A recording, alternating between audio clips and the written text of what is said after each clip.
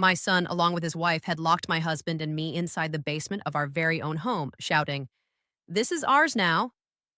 Sitting there in the dampness, I heard my husband whisper, "Hush, they don't know what lies behind that wall."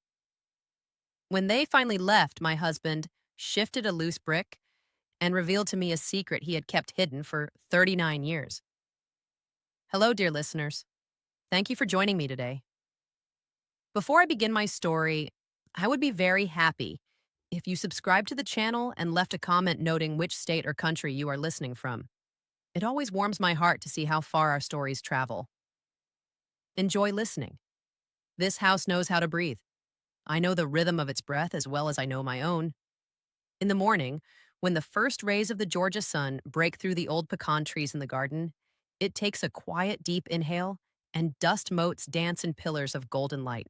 In the evening, it exhales, cooling down, and the old beams creak as if sighing, settling in for the night. I have lived here for 40 years. I have grown into these walls, or perhaps they have grown into me. My father-in-law, Cornelius's father, a man with a steady gaze and a wide soul, built this house. He built it not as a vacation home, but as a legacy, a place where his grandchildren and great-grandchildren would laugh, a place of strength. This morning, I was making soup as usual. Simple chicken broth with dumplings, the way my grandmother taught me. Cornelius eats almost nothing lately, but the aroma of chicken broth is so familiar, so like home, that it sometimes sparks a flicker of interest in him. I was cutting carrots into tiny, almost jewel-like cubes, and remembering how I taught Travante, our son, to do this. He was little, standing on a stool next to me, his chubby fingers clutching a safety knife. "Mama, I'm a chef," he would shout, and we would both laugh. That laughter still lives in the grain of the kitchen table. "That tasteless slop again, Miss Adela." The voice of Kessia, Travante's wife, burst into my memories like a draft in a warm room. We talked about this yesterday. The internet has a million recipes. Broccoli cream soup, gazpacho. Can't you master something new? It's for Travante. He needs proper nutrition. She stood leaning against the doorframe in her ecru silk robe, arms crossed over her chest. She never called me mom, only Ms. Idella with a cold politeness that was worse than outright rudeness. I didn't turn around. I just kept stirring the broth. "Your husband loves this soup," I answered quietly. "And his father loves it." "Father doesn't understand anything anymore," he saw her. She cut in. "But Travante deserves better." They have been living with us for 3 years, ever since Cornelius had his first stroke. At first, it seemed right. Family should be together, especially in hard times. I gave them the entire second floor, the master suite, with the balcony overlooking the garden. Cornelius and I moved downstairs to his former study so he wouldn't have to climb the stairs. Gradually, their things, their habits, their smells, Kessia's sharp perfume, Travante's tart cologne, began to displace the air of this house. Last week, she moved grandfather's armchair without asking, the one with the worn armrests where my father-in-law used to read the Savannah Tribune. She shoved it into the darkest corner and hoisted some soulless white contraption of metal and leather into its place. "It doesn't fit the modern interior," she threw over her shoulder at me. I said nothing then. I just went downstairs at night when everyone was asleep and stroked the old cracked leather of the chair the way one pets a faithful old dog. I remember how Travante used to fall asleep in his grandfather's arms. How I sat in it myself while pregnant, reading history books, dreaming of returning to my work at the archives when my son grew up a bit, but he kept growing. And then came Cornelius with his career, demanding constant attention, and my dream quietly gathered dust like old tomes in the attic. Cornelius lay in the study, staring at the ceiling. His body had weakened, but his mind sometimes flared with its former clarity, like an ember in a dying fire. I walked over, sat down next to him, and took his hand. His skin was dry and thin like parchment. "How are you, my love?" I whispered. He slowly turned his head, his eyes focused on me. "They are noisy," he exhaled. Yes, they were always noisy. Their voices, their arguments about money, their loud laughter. All of it was alien to the quiet, grounded life of our home. Travante came down for lunch. He didn't say hello, sat at the table, and immediately stared at his phone. I placed a bowl of soup in front of him. He pushed it away. Ma, we need to talk. Seriously. Kessia instantly materialized next to him, sitting opposite, folding her hands on the table. In her eyes was that predatory glint I had learned to recognize. It meant they were plotting something. We've been thinking with the inheritance and all these complications. Bureaucracy? Travante began, not taking his eyes off the screen. Father is in such a state. To avoid problems later, you should sign the house over to me now. A deed of gift. It's just a formality to simplify everything.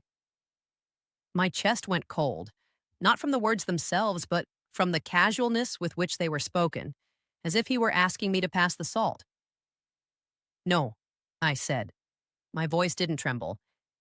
This house belongs to your father and me. As long as we are alive, everything stays as it is. So, you don't want to simplify things? Kessia leaned forward. You want your only son to run around government offices later, gathering certificates when, well, you understand.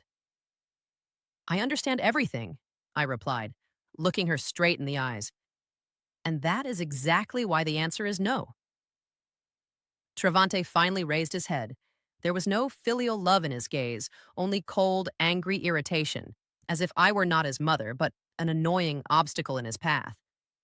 I don't understand what the problem is. We live here. We take care of father.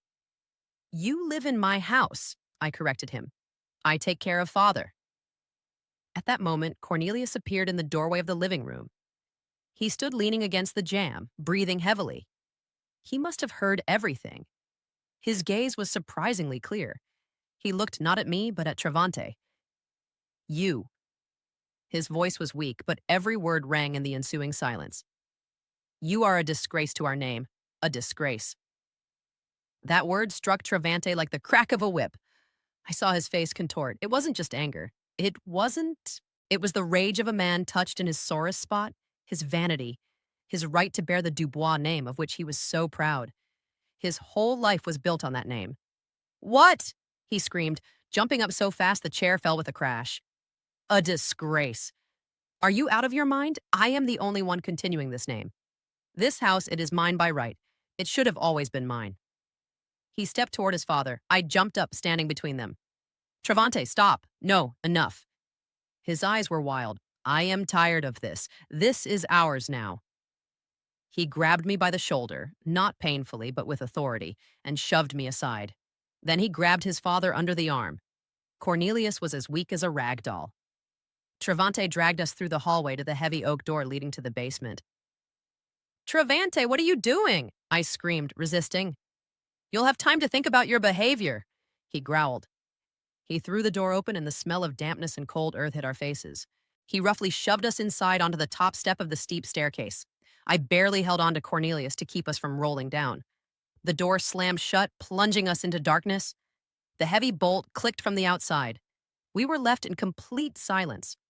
Only my ragged breathing and the weak, raspy breathing of my husband beside me. I sank onto the cold stone step, clutching Cornelius to me.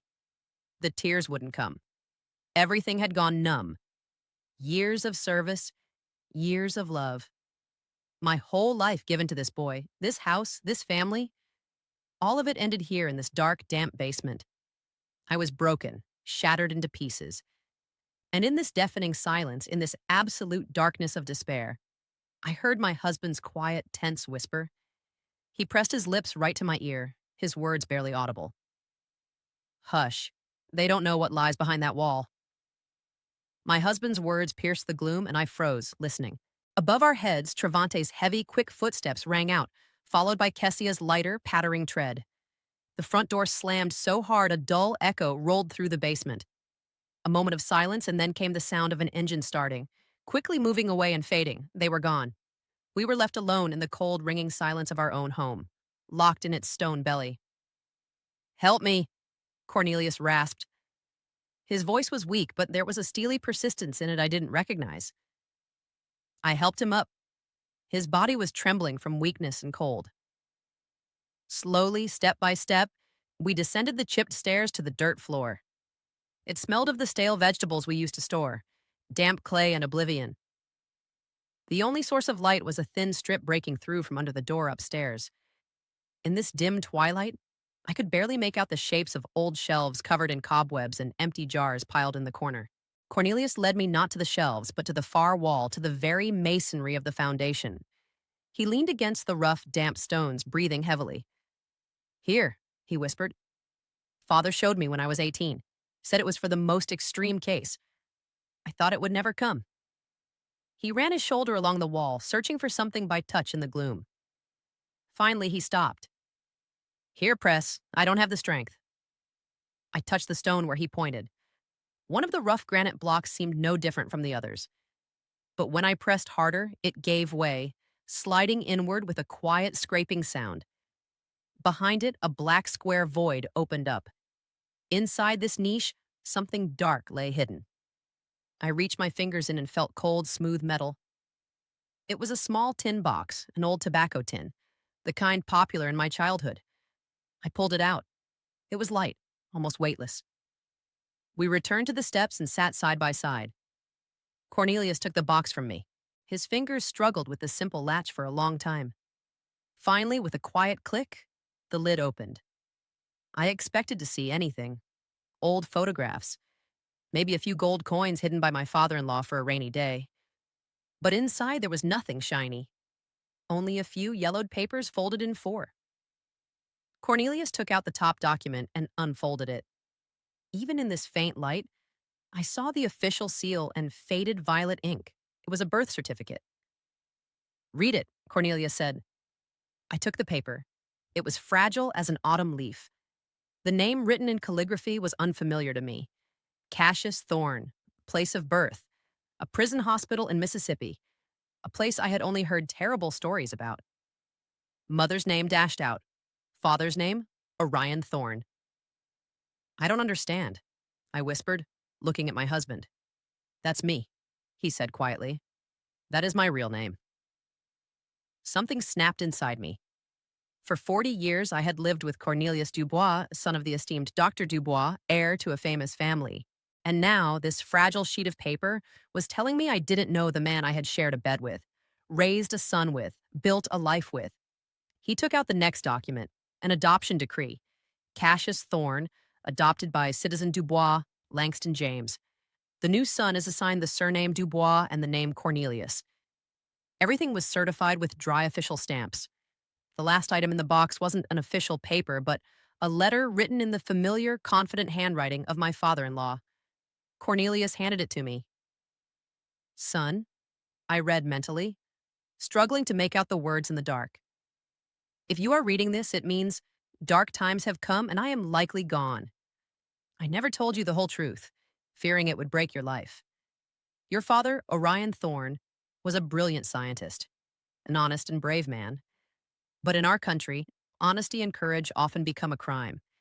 He was slandered, labeled a threat to national security, a traitor, and he perished in prison. And I was his friend and colleague. I promised him I wouldn't let his son be lost. I adopted you, gave you my name, my family, to protect you, to erase the brand of a traitor's son. Live with dignity, Cornelius. Wear the Dubois name with honor, but never forget whose blood flows in your veins. The blood of a brave man. I read to the end and slowly folded the letter. The cold that had started in the basement was now coming from within. It chilled me to the bone. All these years, Cornelius lived with this secret. He feared the shadow of the past. He protected a name that wasn't his by birthright. And Travante, our son, he built his whole life, his entire pride on this name. He boasted of his grandfather, the doctor, his pedigree, his heritage, a heritage that didn't exist by blood.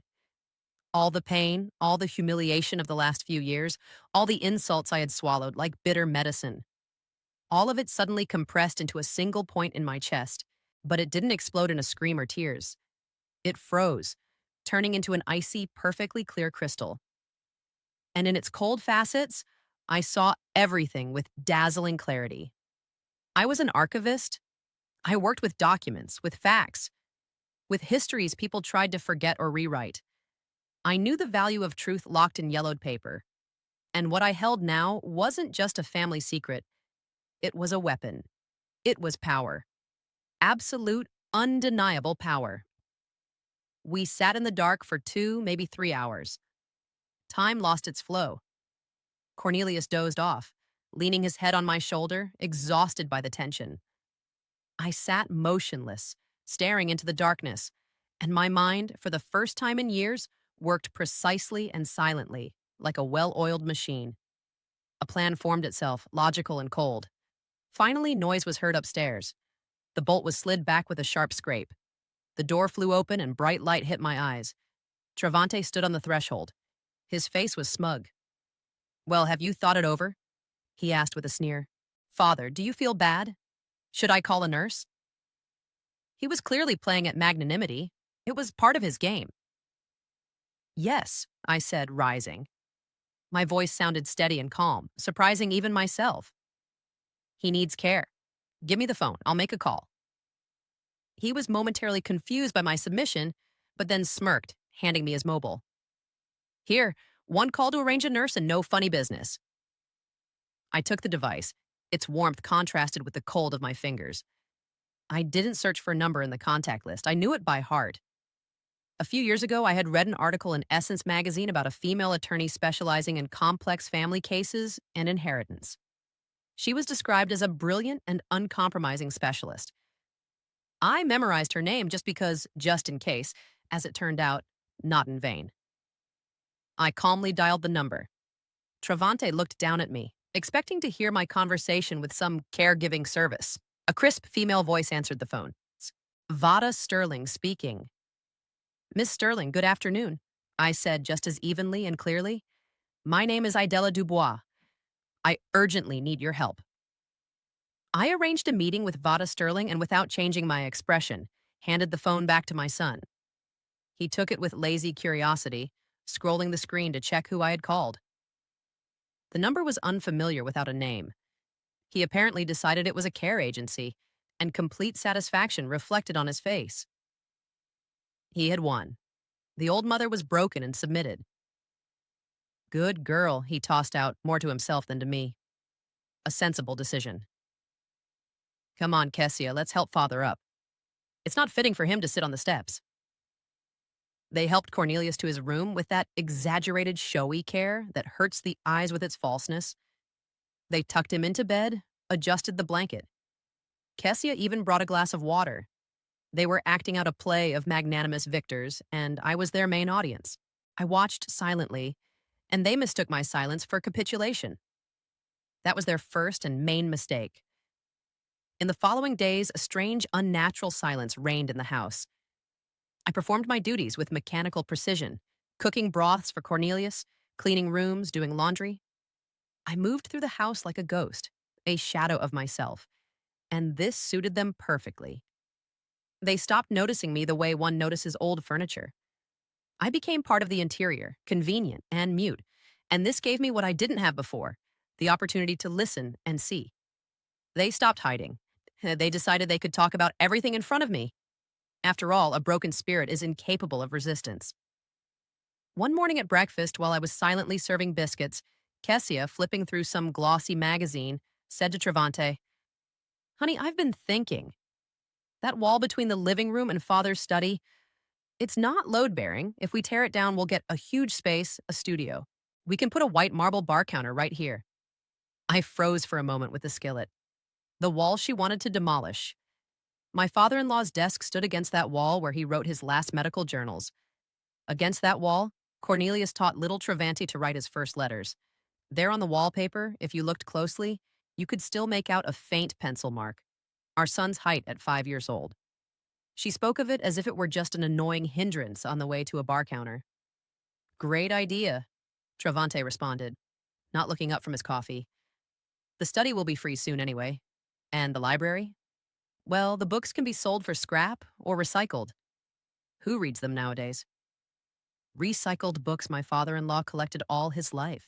Rare editions on Black history, leather-bound volumes with gold embossing, books signed by the great minds of the Harlem Renaissance, recycled. I placed the plate of biscuits on the table. My movements were fluid. Movements were not a muscle on my face twitched, but inside me something cracked and broke off.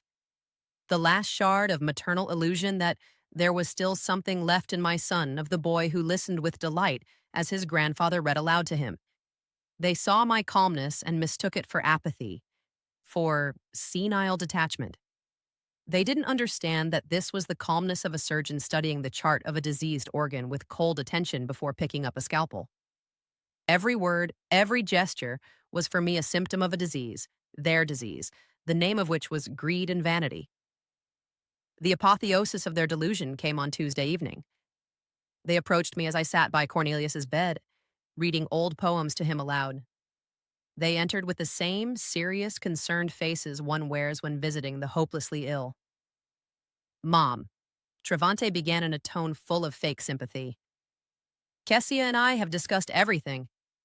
We understand how hard it is for you.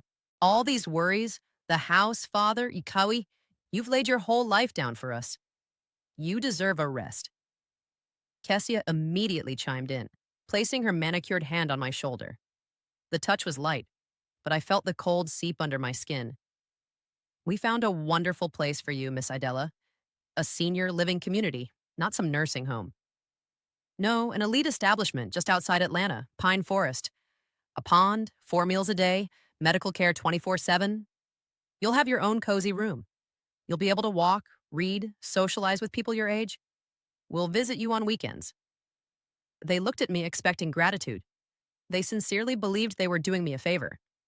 They were offering me, the mistress of this house, a cozy room in exchange for my past, my life, everything that was dear to me. They were proposing to tear me from the soil I had rooted into and transplant me into a government issue pot so I would quietly wither there, not hindering them from building their life on the bones of mine. I raised my eyes to them. I looked at Travante, at his face, so like my father's, and at the same time so alien. I searched in him for at least something, a shadow of doubt, a spark of shame, but found none. There was only confidence in his own righteousness and slight annoyance that he had to waste time on these sentiments. At that moment, the last drop of my maternal love died. It didn't evaporate in anger, didn't drown in tears. It simply ceased to be as if a spring snapped in an old clock, and the pendulum swinging for 40 years stopped forever. I looked at this man and saw before me not a son, but a stranger, a calculating, cruel stranger with my eyes. And this realization brought not pain, but a strange, cold liberation. I owed him nothing anymore, neither love nor forgiveness nor pity. That is a very generous offer, I said quietly. My voice sounded hollow but steady.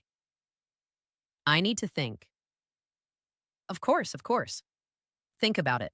Travante rejoiced, clearly pleased the scene had passed without tears or reproaches. We just want what's best for you. They left, leaving behind a trail of expensive perfume and absolute confidence in their victory. I remained sitting in the silence, broken only by the breathing of sleeping Cornelius. I looked at our photos on the dresser. Here we were young at our wedding. Here we were with little Travante on the beach at Tybee Island. A whole life captured in these frames, a life built on love, sacrifice, and as it turned out now, on lies. But even that lie was nobler than the ugly truth my son and his wife revealed to me today. I no longer felt like a victim. The feeling of resentment evaporated, leaving behind a void and a cold, ringing determination. They themselves erased everything that bound me to them. They freed me from the shackles of maternal duty. They underestimated me. They saw before them a weak old woman. They didn't know that quiet archives store documents capable of changing the course of history, and that a quiet woman who worked with those archives all her life knows how to use them. Tomorrow, I have a meeting with Veda Sterling, and I will come to it not with a request for help, but with a ready battle plan. The next day, I told Travante I needed to go into town to the pharmacy for a rare medicine for father that wasn't available at our local one. He gave me money for a taxi with an air of performing an act of the greatest charity. Kessia even helped me put on my coat, straightened my collar like one does with a child. Don't be long, Miss Adela. Lunch needs to be ready. I nodded and left the house, feeling their condescending gazes on my back. They were watching an obedient old woman heading out to run errands. They didn't know I was going to war. Vada Sterling's office was located in a modern building in downtown Savannah with high ceilings and quiet corridors. She herself turned out to be a woman of about 40 with a sharp, piercing gaze and a complete absence of fussiness. She didn't gasp, didn't offer sympathy, she listened. I spoke evenly without emotion, laying out the facts, the humiliation, the demands, the deed of gift, the basement. When I finished, she was silent for a few seconds, looking at me. Do you have any documents confirming your rights to the house? She asked finally. Her voice was calm, but steel could be felt in it. I have something more important, I answered and took the tin box from my bag. I laid its contents on the polished table. The birth certificate in the name of Cassius Thorne, the adoption document, my father in law's letter. Vada put on her glasses and began to study the papers. She read slowly, attentively, as if absorbing every word. I saw her expression change. Professional interest was replaced by surprise, and then by the concentration of a strategist who has been dealt a winning trump card. She raised her eyes to me. There was no longer simple concern in them, there was excitement. Mrs. Dubois, this changes everything. Absolutely everything. The Dubois name isn't just a surname. In certain circles, it is capital. Your son built his career, his connections, his entire status on this name. If it turns out he has no blood right to it. I understand that, I interrupted her. I want my house and my peace back. You will get much more, she said, and notes rang in her voice that stirred me. You will get justice, but I need time. I need to check some details. The name, Orion Thorne. It vaguely reminds me of something. Let me work with this. I went home, leaving the documents with her, and plunged back into the gray, silent routine. Travante and Kessia, seeing I no longer raised the topic of the nursing home, pressed excitement sounded in it. Yes, I am alone. Aided a case. He wasn't just accused of dissent. He was accused of treason, of passing secret data to foreign intelligence.